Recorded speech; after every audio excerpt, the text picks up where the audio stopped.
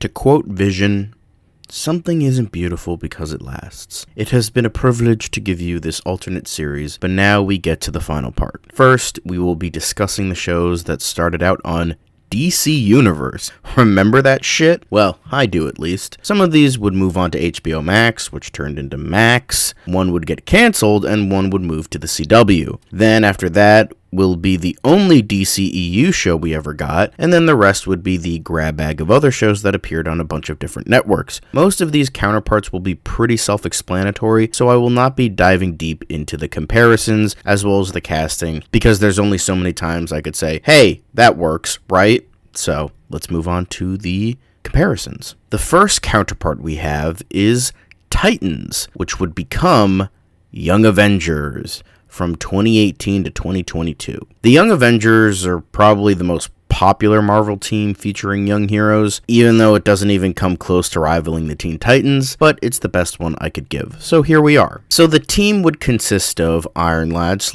Nathaniel Richards, played by Dylan O'Brien, Hulkling / Teddy Altman, played by Chandler Riggs, Patriot / Eli Bradley, played by Alcoya Brunson, Wiccan / Billy Kaplan, played by Nick Robinson, Stature / Cassie Lang, played by Peyton List, Speed / Tommy Shepard, played by Nicholas Hamilton, Miss America / America Chavez, played by Yvette Monreal, hopefully I am pronouncing that correctly, Marvel Boy / Novar, played by Dakota Goyo, and Prodigy / David L.A.N., played by Chosen Jacobs. The villains this time around would be Mephisto, played by Seamus Deaver. Trigon being the villain, Mephisto kind of lines up with that. Taskmaster, played by S.I. Morales. I know Deadpool is the easy go-to, but since he's more of a comedy anti-hero now, it's hard for him to be a serious threat. So I simply used a very similar character to Deathstroke in this case. Then a returning Iron Lad, still played by Dylan O'Brien, under the control of Scarecrow. Yes, there is a Marvel version with the same powers as the DC version, so might as well use them here. They would be played by Vincent Kartheiser. Since Red Hood is associated with Batman and Iron Lad is kinda associated with Iron Man, I decided to make him the character to die and get resurrected and be evil, even though that doesn't really happen in the comics.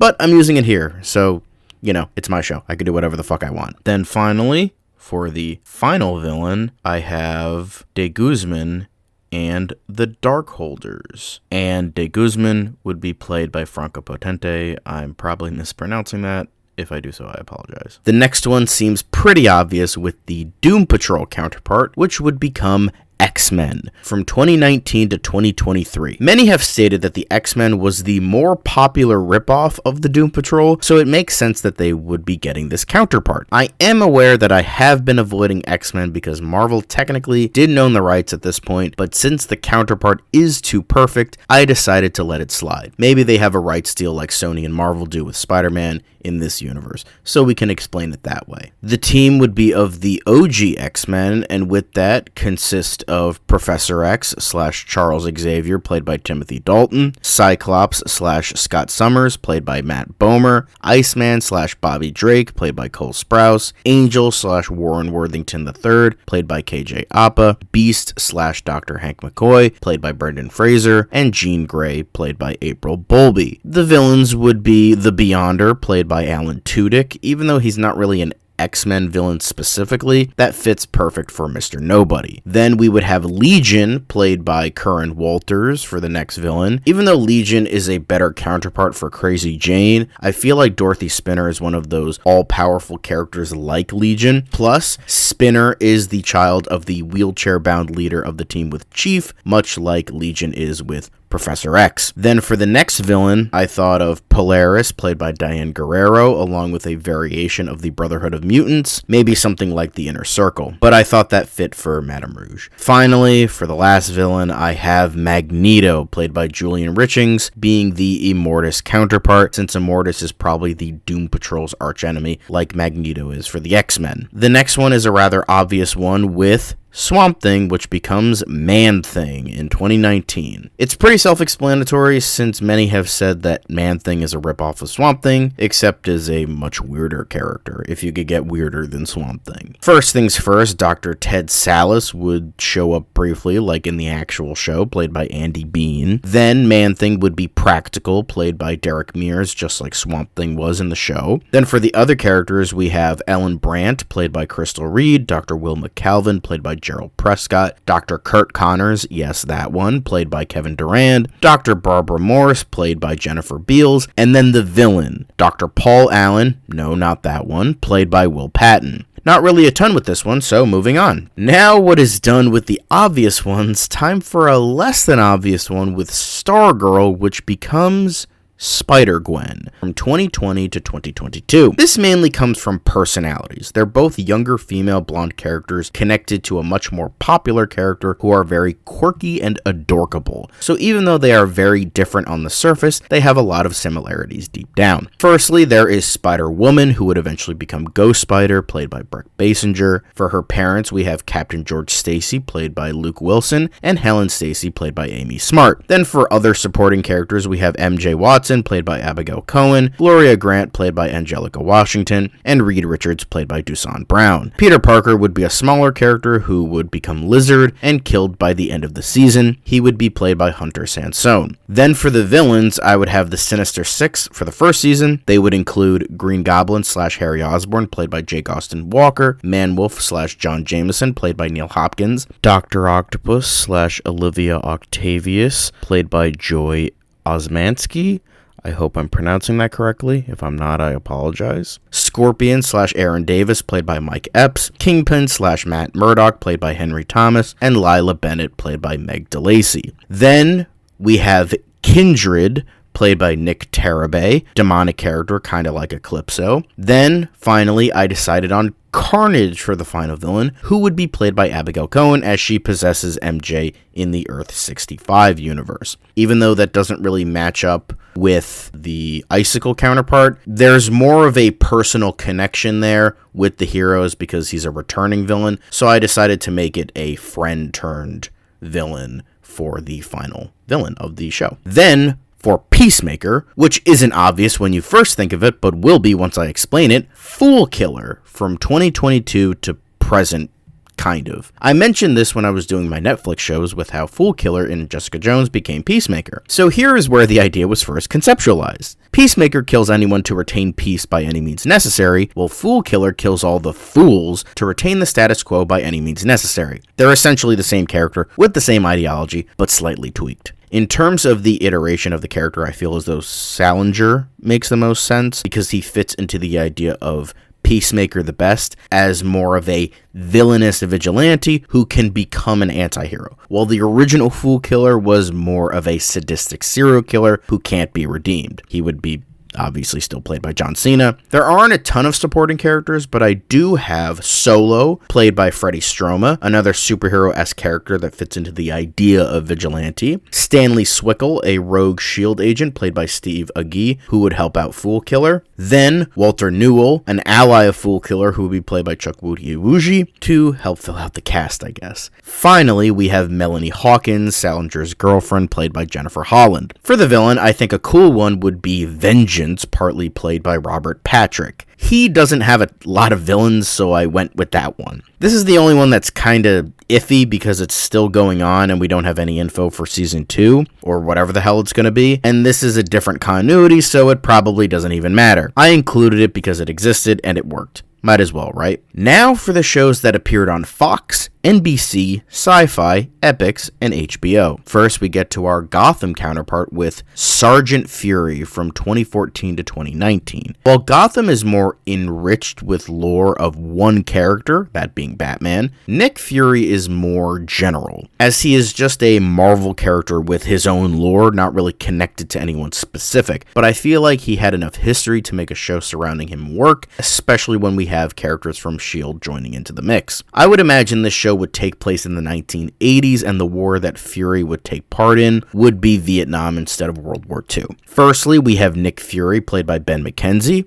Easy enough. Other characters would include various S.H.I.E.L.D. agents and possibly other soldiers and allies. Sean Dugan, played by Donald Logue, Contessa Valentina Allegra de Fontaine, played by Erin Richards. She would eventually become a smaller antagonist later on. Clay Quatermain, played by Robin Lord Taylor, Jimmy Woo, played by Stephen Yun, Jasper Sitwell, played by Corey Michael Smith, Edwin Jarvis, played by Sean Pertwee, and Laura Brown, played by Morena Baccarin. The villains this time around would be Scorpio/Jake Fury, played by James Frain, Centurius, played by Andrew Stewart Jones, Imperial Hydra/Arnold Brown, played by Alexander Siddig, Baron von Strucker, played by John Doman, and Kraken, played by Drew Powell. I know the show didn't really have a designated villain per season, but I decided to do it here because it was a bit easier. Then we get our Constantine counterpart with Hannibal King from 2014. Both are wisecracking assholes who are attributed to the realm of the supernatural, but use their powers for good most of the time. While Constantine has more of a drier sarcasm because British, King is more of an American douchebag, but they do have a good amount of similarities, even though Constantine is a demonologist and Hannibal King is a vampire hunter. This would be a bit of a shorter one, because one season. Firstly, Hannibal King would be played by Matt Ryan. I know that's a bit iffy because he is Welsh and Hannibal King isn't, but he can put on an American accent. It's fine. Then for the supporting cast, Abigail Whistler would be played by Angelica Salea, Frank Drake, played by Charles Halford, Blade/Eric Brooks, played by Harold Perrineau, and finally Damon Hellstrom, played by Emmett Scanlon. There aren't really any major villains since it was a Beast of the Week show, so I would throw in some maybe notable characters associated with King. Maybe Morbius or someone like that, or even less noteworthy. Then for our Powerless counterpart, we have, well, Powerless from 2016 to 2017. Honestly, it would just be the same show, except all the superheroes would be Marvel ones, and any characters attributed to a DC character would be now attributed to a Marvel character. Easiest one you could possibly do, because next to nothing has to change. So, all the casting and characters would remain the same in terms of the main cast. Hudgens as Emily, Pooty as Teddy, Kirk as Jackie, and Funches as Ron. Here's where the changes come in. With our Batman counterpart being Iron Man, I would make the switch from Wayne Security to Stark Security, and Van Wayne would become Arno Stark, still played by Tudyk. He is the distant cousin of Tony Stark in an alternate timeline where Iron Man 2020 takes place, but then became the long-lost brother of Tony in the mainline continuity. Since Van is a cousin of Bruce, might as well just keep him a cousin here. Then for the character of Crimson Fox, I would make her a smaller Marvel character called Tiger, first played by Atlin Mitchell, and then Deanna Russo later on. Then for characters that are played by DC actors, I would change them to Marvel ones. The narrator and chairman would be played by Lou Ferrigno instead of Adam West, and then Emily's father would be played by Nicholas Hammond, but he might be a little bit too old, so you could possibly make it her grandfather instead. Now for the Krypton counterpart with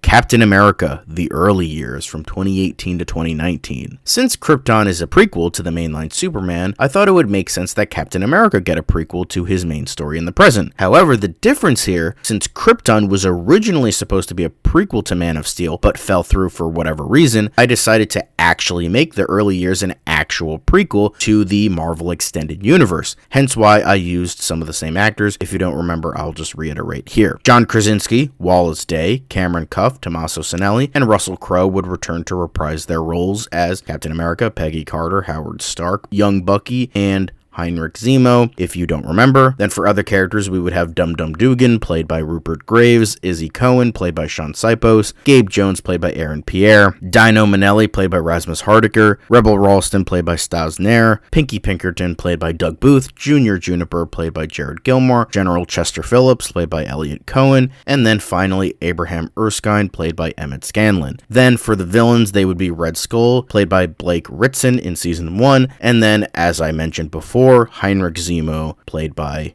Crow in Season 2. Then, for the counterpart for Pennyworth, there is Jarvis from 2019 to 2022. Alfred Pennyworth is the butler of Bruce Wayne, while Edwin Jarvis is the butler of Tony Stark. Makes perfect sense. I didn't know until I started doing research for this that Pennyworth is in the same universe as Gotham, so I'll make this the same universe as Sergeant Fury. Firstly, we have Edwin Jarvis, played by Jack Bannon. Then for other characters, we have Howard Stark, played by Ben Aldridge, Maria Stark, played by Emma Pates, Agent Peggy Carter, played by Emma Corrin, Abigail Jarvis, played by Dorothy Atkins, and Edward Jarvis Sr., played by Ian Puleston Davis. For the main villain, I decided on Madame Mask / Whitney Frost, who would be played by Anna Chancellor, along with the group of villains being Hydra, because that would make the most sense in terms of a counterpart for the Raven Society. But that's kind of it.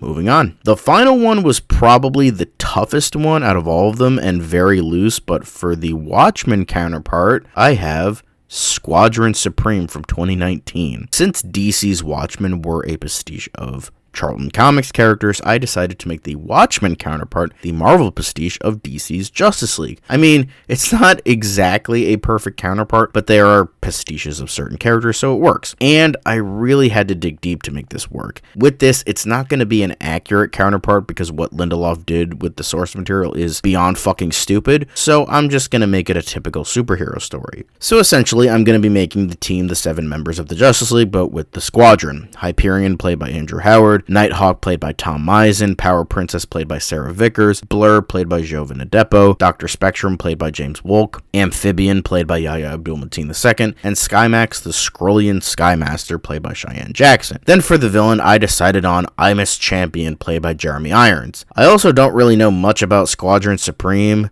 so, not really much to add with this one.